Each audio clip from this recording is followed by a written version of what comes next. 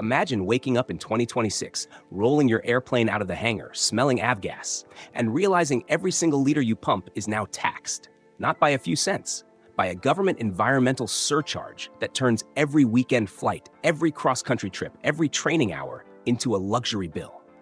Sounds dramatic? Maybe.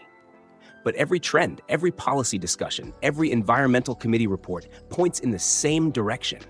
Small aviation is about to pay for being dirty, and nobody's really ready for what that means. Politicians call it responsibility. Environmental groups call it justice. But for many private pilots, it's going to feel like punishment. Think about it. Aviation fuel has already been under pressure for years because of leaded avgas debates, phase-out discussions, and green lobbying. Europe is already quietly testing environmental charges at airports. Canada and the US have ongoing conversations about emissions accountability.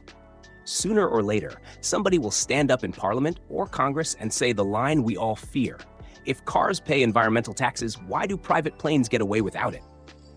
And once that sentence is said, policy starts moving very fast.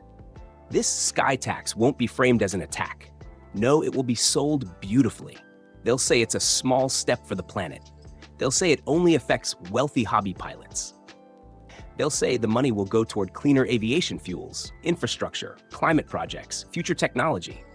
The marketing will be perfect. But here's the truth. Nobody will say out loud. The average GA pilot is not a billionaire jet owner. He's a retired engineer, a small business owner, a middle-class guy who spent years saving to buy a Cessna, Cherokee, or Mooney.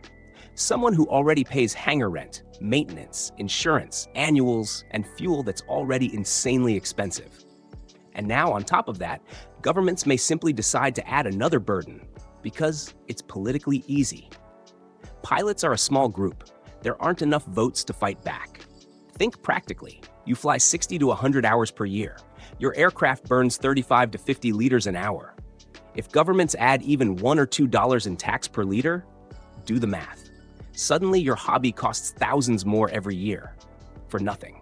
Not better safety. Not better airports, just because. And what happens then? Some pilots reduce flying. Some park their planes. Some sell. Flight schools raise prices. Students disappear. Airports lose traffic. Communities lose aviation activity. And slowly, quietly, general aviation shrinks, not because people stopped loving flying, but because they were simply priced out of freedom. It becomes financially painful to be a pilot. And when flying becomes a luxury of the elite again, we lose everything GA has built over 100 years. And here's another uncomfortable thought. Once a tax is introduced, it never disappears. It only grows. First, it'll be temporary, then extended, then increased. Maybe tied to emissions reports, maybe connected to airplane weight or engine size. Maybe fees for older piston aircraft because they're less eco-friendly. Sounds crazy? Look at automotive history. Look at carbon taxes around the world. Governments rarely introduce something like this without eventually tightening the screw. But there's another side to this conversation, and I want you to think about it. Could this actually push aviation forward? Could it accelerate unleaded avgas acceptance? Could it force innovation, faster movement toward hybrid and electric solutions? Could it bring new funding to GA infrastructure? Or is that just another political promise that will never materialize? This is where the debate really gets interesting. And honestly, this might be the biggest aviation discussion of the next decade. So let's talk. Is an environmental fuel tax inevitable? Is it fair? Is it necessary? Or is it just another excuse to squeeze the middle-class pilot until flying becomes a museum hobby instead of a living passion? Would you keep flying if fuel suddenly cost dramatically more?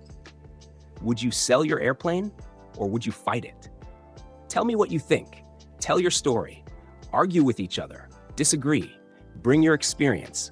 Let's start this discussion now, before 2026 arrives and we're all standing at the pump asking the same question. How did we let this happen?